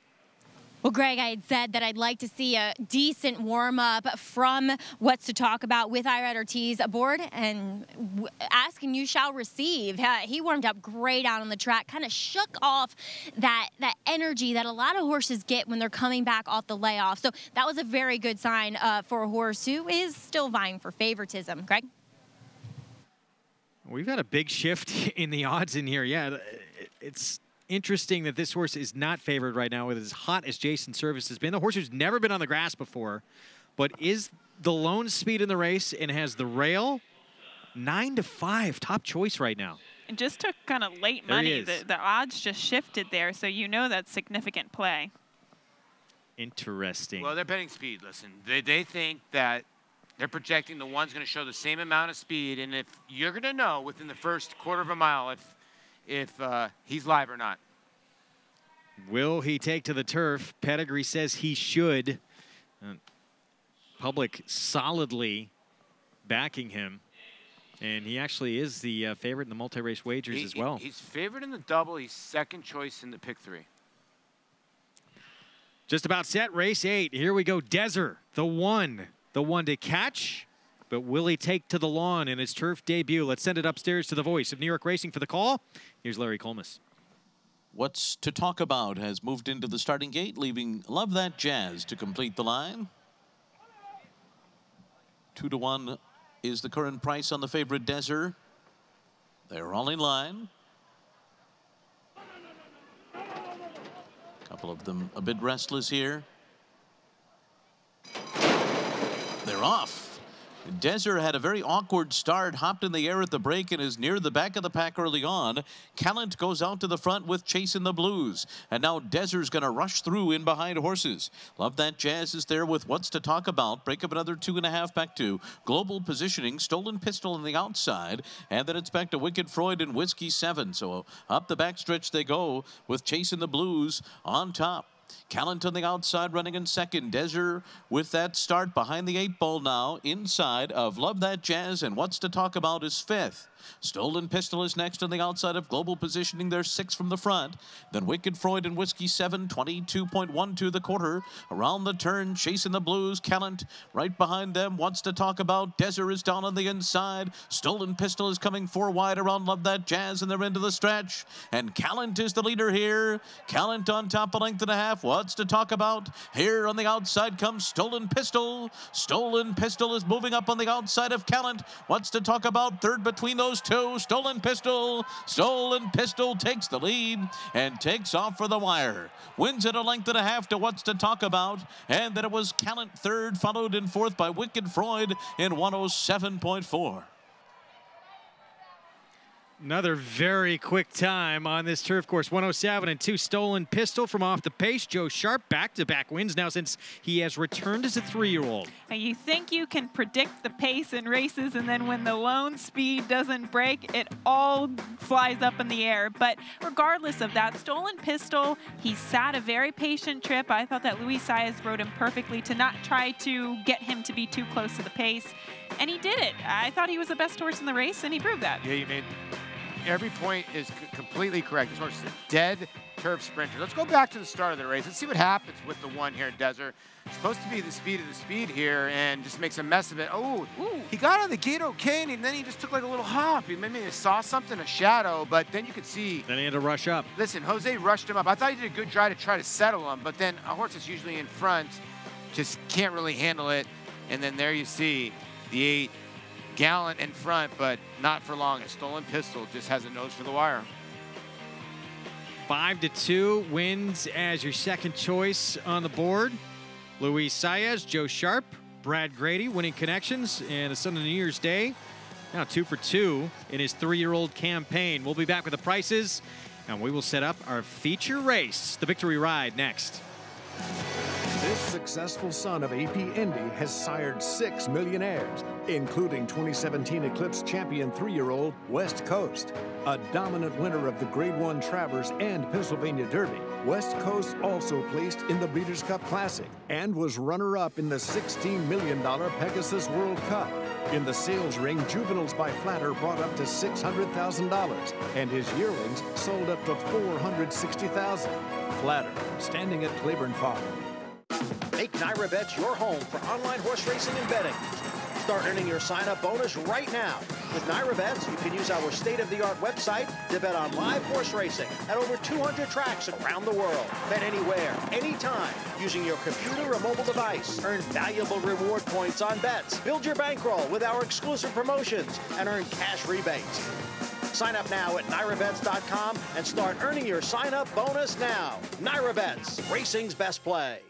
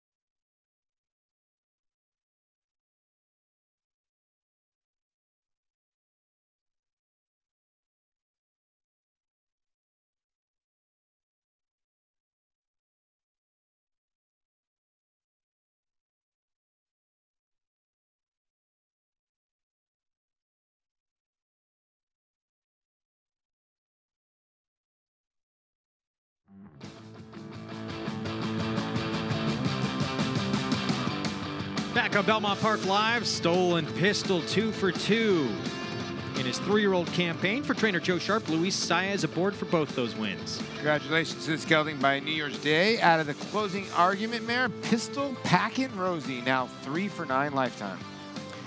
Take a look at the Naira Bets late pick 5 follow along. Fig Jelly kicked things off for Jason Service with a win. Then Chad Brown's Homeland Security getting the job done in that 1.5 mile. River Memories, now Stolen Pistol. No big fireworks yet.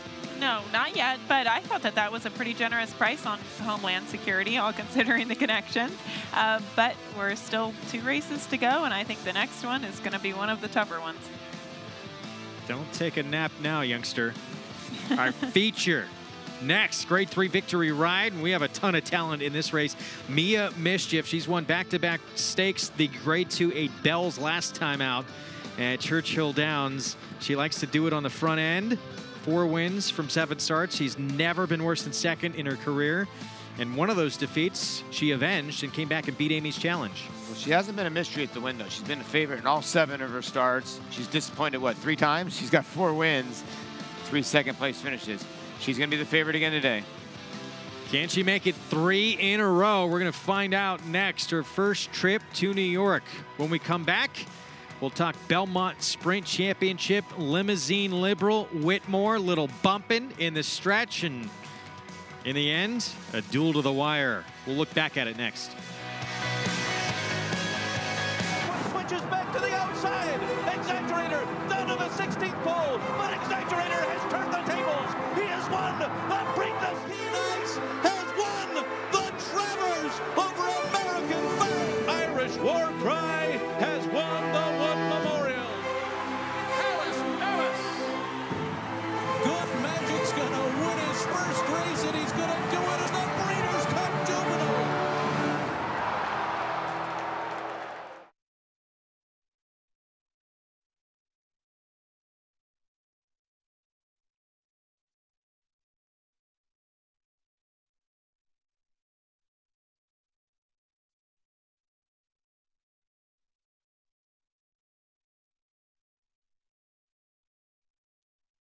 On the turn, chasing the Blues. Callant right behind them wants to talk about. Desert is down on the inside. Stolen Pistol is coming 4 wide around.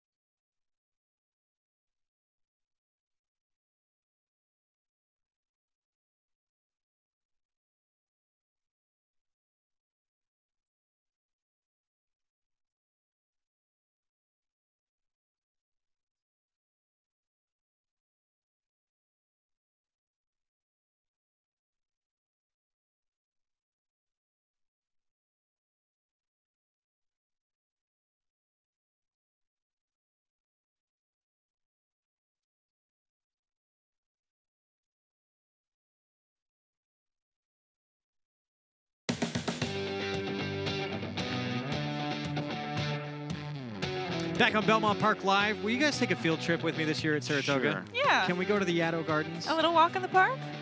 I've always wanted to go there. It's not long walks on the beaches, it's long walks A in lot of parks. famous artists, writers have come out of there. Are you looking for some inspiration? Absolutely. Of I think it might help our handicapping. Another fun fact, the Dancing Hall of Fame is in Saratoga. Really? Yeah. We're back. Greg Wolf, Paula Duca, Gabby Gaudette. We have our feature race, the Grade 3 Victory Ride, still to come. We're about 20 minutes to post in that one coming up. We're going to look back, though, at a sensational sprint from yesterday, the Belmont Sprint Championship. Whitmore Limousine Liberal.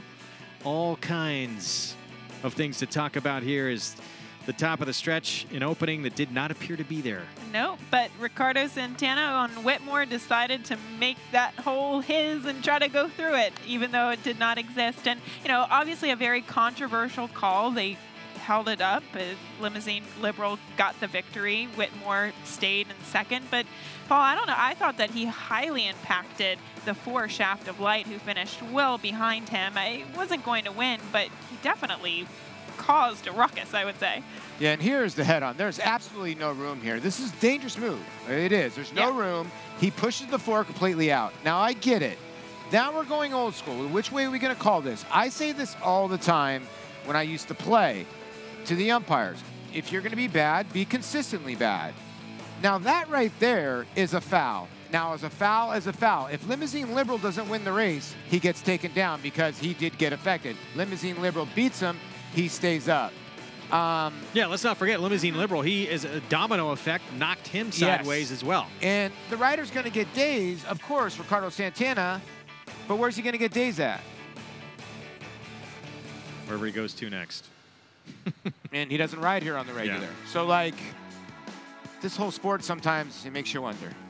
But I'm with Gabby. I don't care if they're saying the 4 wasn't going to finish.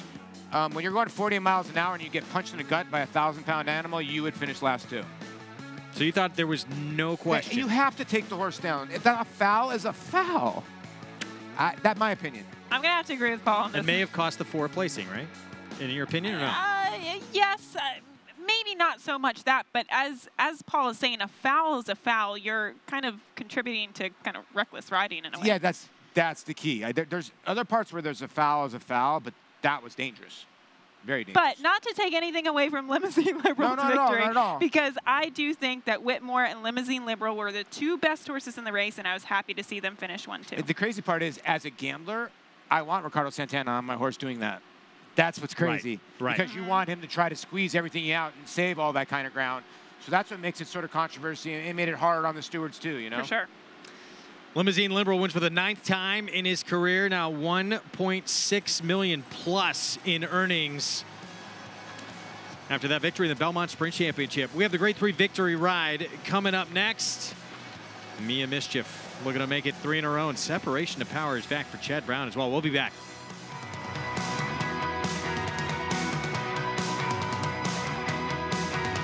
International Super Sire Warfront. Among his 34 stakes horses in 2017 were Grade 1 winners American Patriot, Avenge, Roly Poly, War Flag, and Europe's champion 2-year-old colt, U.S. Navy Flag. Last year, Warfront was the nation's #1 sire in multiple categories.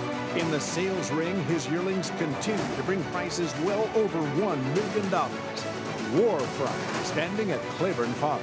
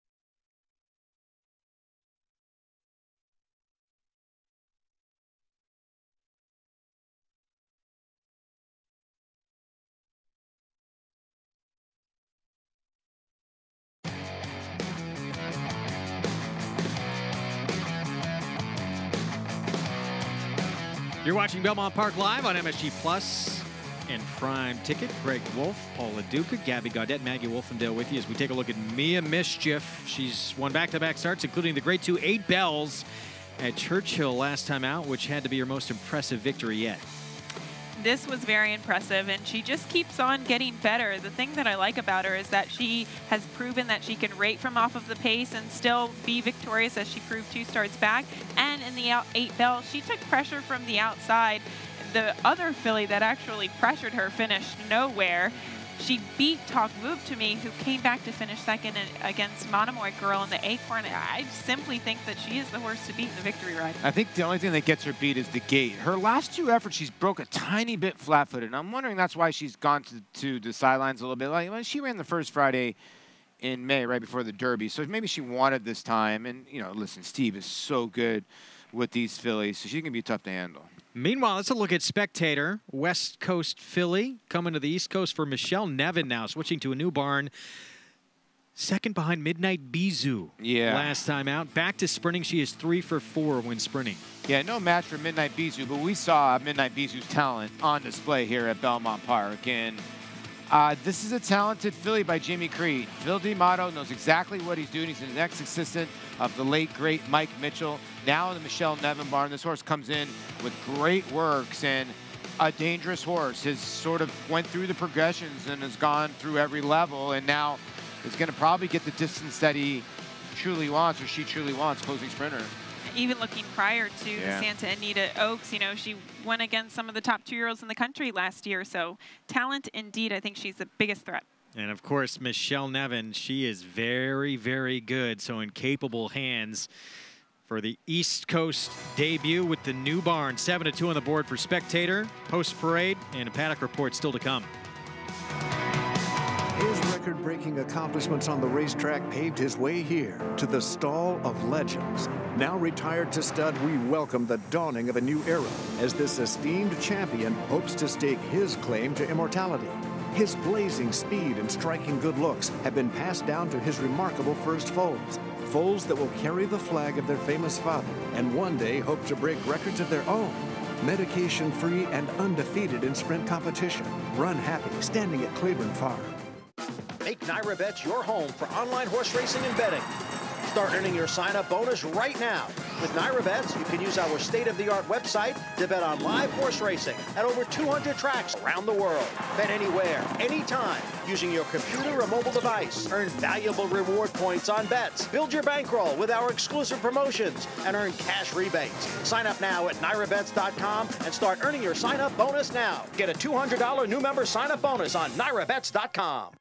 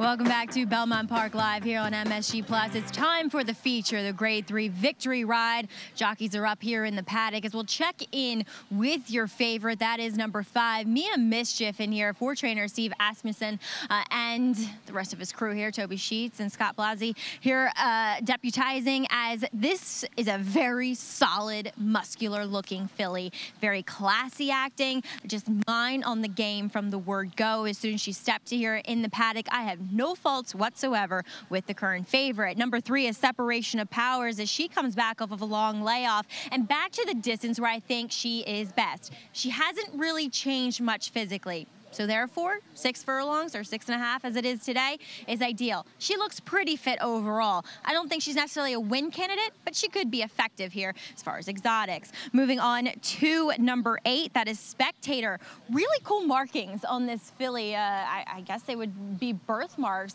White patches all down her throat and chest. It's just kind of neat to look at. Now, this filly was brought here by Phil D'Amato last month to run in the Acorn. She spiked a temperature then, so they decided to leave her here and head for this race. I can see where they may have think longer is better, but she is a daughter of Jimmy Creed out of a Henny Hughes mare, so maybe sprinting is ideal. She is sharp and she's extremely fit in here. I like her size as well. Moving on to number 10, that is Classy Act. I don't really know what to think of her.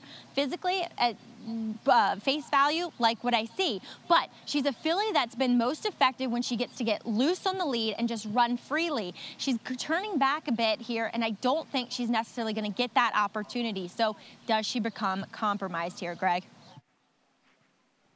Maggie, thank you very much. Even money right now on Mia Mischief as she looks to collect their 3rd consecutive victory. Our post-parade coming up. It's brought to you by OCD Pellets, celebrating their 10th anniversary of supporting the equine industry with their 2-in-1 bone and joint supplement. For more information, visit OCDPellets.com. We will start with Separation of Powers. The Grade 1 winner of the Frazetta is a 2-year-old for Chad Brown, Klarovich Stables with Jose Ortiz. Coming back off of a layoff since the Breeders' Cup Juvenile fillies, highly regarded last year, and I'm excited to see what she has in store today. So she is undefeated for Linda Rice, winner of the Jersey Girl last out. Hard to knock this daughter flatter out of Seeking the Gold mare, and Irad Ortiz Jr. will stick. Even money is mentioned on Mia Mischief. Steve Asmussen, Ricardo Santana Jr. aboard. She is fast. She is good. She is the horse to beat. Even money, she is. Uptown Charlie Brown stud sends out Dixie Serenade, trained by Ned Coletti. Yeah, and the sire is Uptown Charlie Brown. The PA bred is getting pretty good form. We're going to have to step up big time here. And jump ahead of the 8 here. Spectator, trained now by Michelle Nevin, taking over for Phil D'Amato. Javier Castellano rides. Yeah, the Californian Invader by Jimmy Creed. She looks like she's the wise guy horse on the board. Back to the 7, Take Charge, Paula. She was an even money favorite in the Jersey Girl. She wound up a distant 3rd, and now she's a big price. Blinkers off today. Sometimes she lets her mind get the better of her. Blinkers come off to maybe get her to settle down a little bit. The 10, Classy Act, Brian Hernandez Jr. for Brett Calhoun. They tried her in the Kentucky Oaks a little too far, then she came back and she won a nice little optional claimer. A lot of people forget she was only a couple lengths behind Monomoy Girl at one time. Yeah, second tour in the Rachel Alexandra earlier this year. The 11, Norma's Charm, huge price for Uriah St. Louis. Good second place finish at 47-1 last time out against Stakes Company, but this is a big, big step up in class. 7 minutes to post in our feature race, the Grade 3 Victory Ride and Mia Mischief for Steve Asmussen. Heilig Brout Racing with Ricardo Santana Jr. The one to beat and likely the one to catch as well. We'll be back. Bayern turning for home in front.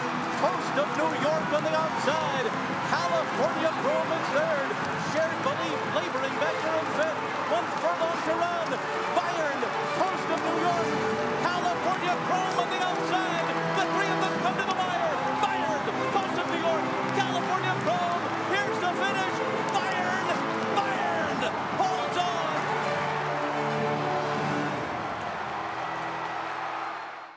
And they're off in New York. The premier state-bred program in the United States. When you own a New York bred, your horse can run for more than $44 million in purses, restricted to registered New York breds. And the New York program pays awards to breeders, owners, and stallion owners when their New York breds finish 1st, 2nd, or 3rd at New York tracks. We have the quality. Audible, no doubt about it. You have the opportunity.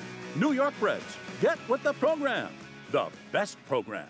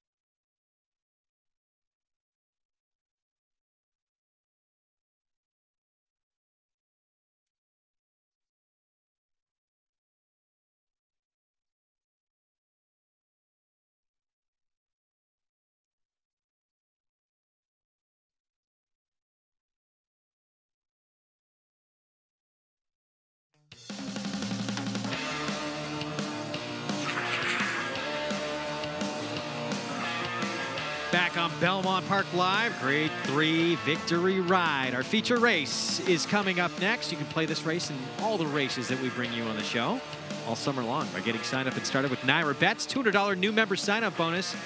Use the promo code LIVE to take advantage. Bet any race, anytime, anywhere. Go to nairabets.com. We showed you the promotion for the Belmont Showdown earlier. For those that got involved, here is our top 10 right now with one race to go. RP Indy making a strong showing. Wow. I'm rooting for Ohio Bred. He's gonna make a lot of ground up. I'm rooting for Mookie Wilson, the 2. Mookie can do. Ohio Bred might need Norma's charm to get to the top of the list here. Probably. Good luck to all. Nice showing by everybody there, getting in that top 10. That's it's tough, difficult enough as it is. And again, you play each and every day. It equals real prizes that you're playing for. As we take a look here at Take Charge Paula, again, she was highly regarded. Even money last start in the Jersey Girl favored over Sower. Didn't run all that great, and now she's a price. She is, and I'm not quite giving up on her yet. I'm not picking her on top, but I still think that if she gets herself together, she is a very quirky filly. Down at Gulfstream, she lost her mind in the paddock a couple of times. She would rear up. She lost herself in the paddock. She's just a very difficult filly. She did that last time, too, which I think compromised her. So we'll see how she acts here today. She definitely has to step her game up. I'm not giving up completely, though, yet. With more? Oh, go ahead. No, go ahead. Let's go downstairs. Maggie Wolfendale has more on Take Charge Paula. Yeah, exactly how Gabby said. This filly, Take Charge Paula, she actually flipped over. Not severely. She just kind of went up and fell over on her side a bit. Not today. She is completely turned her life around today, as far as I can work out. Yes, they kept her in the back. They kept her with the pony, but she really held herself together well. And also, not that Paco Lopez has done a bad job on her. Obviously, he's won plenty of races on her. But Joel Rosario is a very quiet-handed rider and will kind of let a horse, feel very confident and comfortable underneath him. So I like this coupling here today with Take Charge Paula and Joel Rosario. And furthermore, guys, overall physically, she looks outstanding here. I'm with Gabby. I'd be willing to give her another shot here, especially at 12-1. Greg? We'll see if she can bounce back. Blinkers coming off today. She added them in the Kentucky Oaks. She had them on in the Jersey Girl, and now they come off. As we take a look at separation of powers, you have a Grade 1 winner, as we go back to the 3, who freaked first time out at Saratoga. We all were just in awe of that first out performance. She's won a Grade 1. She's for Chad Brown.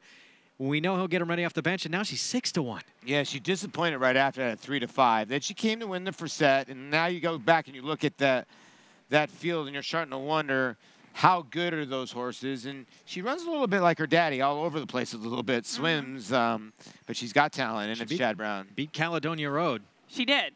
But I think the distance came into play there because Caledonia Road is better with more distance, whereas I think Separations of Powers is better with less. So she obviously was very proficient at the one-turn mile. But I like her. Chad Brown stating that this is a stepping stone to the Grade 1 test later on this summer. I'm excited to see her back, but I do think that this is a tough spot to bring her back. Yeah, but she does land in a great spot in here because the 4 and the 5 look like they're the speeds in here. There's a look at those markings Maggie was talking about on Spectator. Oh, yeah. Going down the neck of this daughter of Jimmy Creed. Get a look at them. The pony would cooperate. Not cooperating. He's got a gray beard. Sort of see it. Yeah, a little bit. You can see it. Good job by our camera people there getting that for us. And she obviously figures big in here. We mentioned 3 for 4 as a sprinter, getting back to what she does best. And she did beat everybody else with the exception of Midnight Bizu, who came here and was sensational. She really was. I mean, and Javier Castellano went all the way to Santa Anita to ride her on that day, and look who's riding her today. And I think she sits a perfect trip, to be honest. If Sower and Mia Mischief battle it out on the front end, big if, because I think Mia Mischief is very fast and she can battle off any type of other contender. But she does have tactical speed, can find herself in a good position, and she's faced some very quality fillies. Surprised that the 4 is not getting any money here, Sower.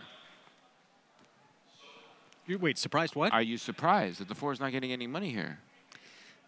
I'm more surprised at Separation of Powers being the price that she is. See, and I'm more surprised at the 10 Classy Act. I mean, she ran in the Kentucky Oaks. I don't know. I think it's curious, the betting. Yeah, no one a believer yet in Sower off that. I mean, she dueled that speed, and that Jersey girl completely put that field away. The big test today. It's the Grade 3 Victory Ride. Let's send it upstairs to Larry Colmus to call.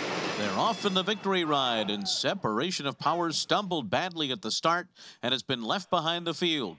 Classy Act and Mia Mischief come out the best. Sower right behind them. Take Charge Paula is away running in 4th. Norma's Charm is 5th on the outside.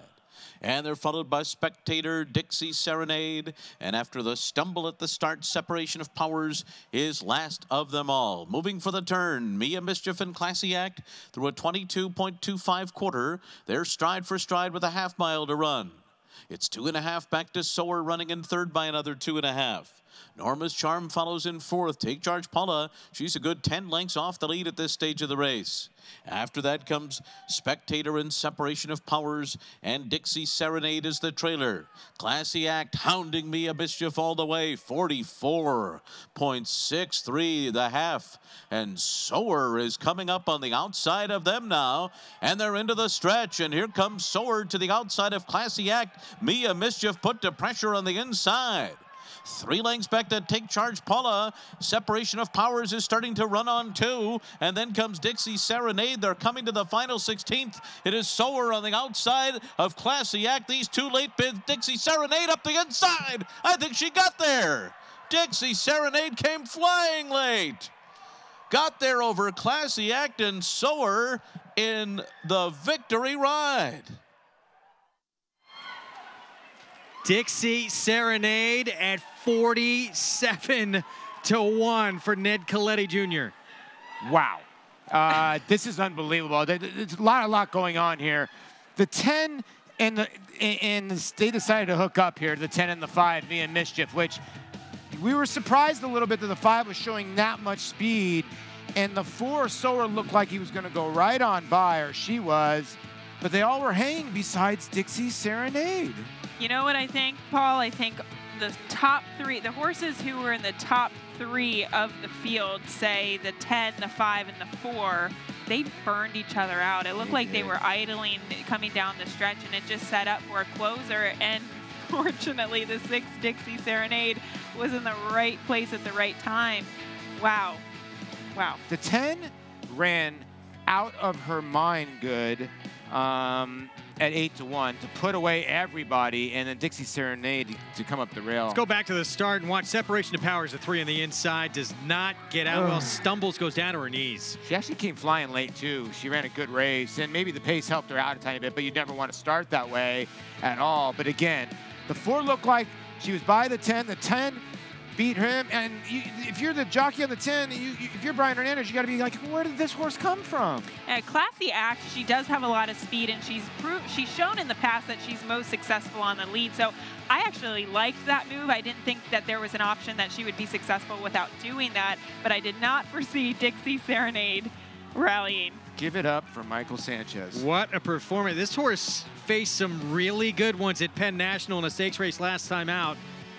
She was beat by a horse who's 4 for 5 lifetime, won the Colleen at Monmouth as a 2-year-old, but a shocker here, 47-1. in the Victory Ride. We'll be back with prices right after this. This three-time graded stakes winning millionaire defeated 20 Grade 1 winners. In the Dixie Stakes, he defeated Canadian champion and horse of the year Up With the Birds and set a new course record at Saratoga. Runner-up in the Grade 1 Manhattan and Shadwell Turf Mile, Ironicus ran 7 triple-digit buyers, including this score in the Fort Marcy Stakes. Half to 4 graded stakes winners, Ironicus has the speed, class, and bloodlines to become the next great sire by distorted humor. Ironicus at Clayton Farm. Make Naira Bets your home for online horse racing and betting. Start earning your sign-up bonus right now. With Naira Bets, you can use our state-of-the-art website to bet on live horse racing at over 200 tracks around the world. Bet anywhere, anytime, using your computer or mobile device. Earn valuable reward points on bets. Build your bankroll with our exclusive promotions and earn cash rebates. Sign up now at NairaBets.com and start earning your sign-up bonus now. Naira Bets, racing's best play.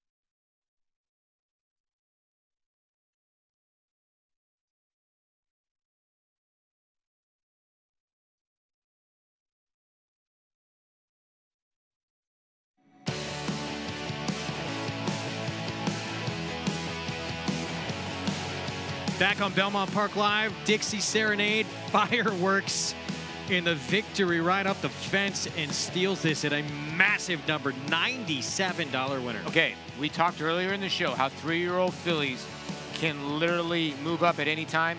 This horse broke her maiden, a 48.5 buyer at Presque Isle last year, and now she's a grade 3 winner. She comes out of a race which there was a very talented runner that beat her. The horse who finished behind her started her career 3 for 3. That was a salty field she was coming out of, but yeah, this is crazy. But she has 8 for 10. I mean, it's not like she's been inconsistent, but how about sired by Uptown Charlie Brown? Let's go downstairs to Maggie. So exciting here in the winner's circle as Dixie Serenade joined by winning conditioner Eddie Coletti. And were you surprised as the betting public, I should say? I was surprised that she won. I wouldn't be surprised if she hit the board, but I was very surprised that she come up the rail and ran the way she did. Michael Sanchez seems to be the winning kind of combination with her. Talk about your decision to bring him here to Belmont. You know what? It's his decision. I asked him if he wanted to come, and he said absolutely. So we just went with what was working. I mean, he rides her well. He fits her great. Eddie, with the result here today, do we go up to Saratoga for the test? It's going to be in our radar. I'm not sure what the next plan is yet, but definitely be in our radar for sure. Well, Eddie, I think there's going to be a lot of celebration, though, tonight. And I'll let you go get your trophy, but congratulations here. Thanks a lot. Thanks for everything. It's amazing. It really is, guys. It was such a jubilant winner's circle here with Dixie Serenade.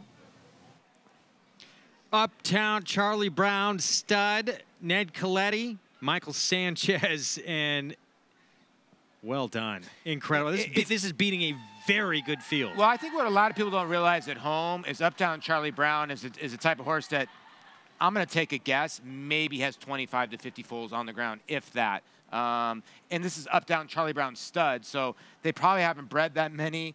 And Ed Coletti, how about this horse's buyer figures has basically moved up every start. She's just gotten better and better. And Eddie Coletti has had a tremendous year in general. He's 22%, so he's really, really having a good year so far. We talked about there being no fireworks yet in the first 3 legs. The Naira Bets Late Pick 5 follow along. We have them now. They went that. $97 winner with Dixie Serenade. 1 leg to go, and you can watch that final race. We're going off the air here in a minute or so. You can watch it on the Naira Now app. Massive numbers. The payoff's ridiculous. Belmont Showdown. Denise. Ohio Nico Brett Stacks, didn't have her. Michael Baldwin, off track, all tied for the win. Good job. Well, I hope those are all real numbers, too. I hope they play, too, because that's one of the higher numbers we've had, 700. So a lot of people had huge. the Uptown Shot, had Dixie Serenade. Good on you. Really well done. Yeah. Wow, what a performance here. And so happy to see those Canadians. You win a race, no matter what kind of race it is. Obviously, you know, the bigger races need. This is a graded stakes race. It means a lot. But to see just how exuberant these connections are for the win, it means so much to them. Here's the deal. You know, you see so many 3 to 5 shots. You never really see $100 horses, so it's pretty cool, you know? It's very, very fun to see, and it looked like they had a big crowd out here to celebrate today. We're back on Wednesday. We will see you then, July 11th at 4 Eastern time. Chad Brown with another winner on today's card. Irad Ortiz Jr. meets leading rider, getting the job done earlier, and Dixie Serenade with the fireworks provided in the victory ride. Again, you can watch the nightcap on the NYRA Now app.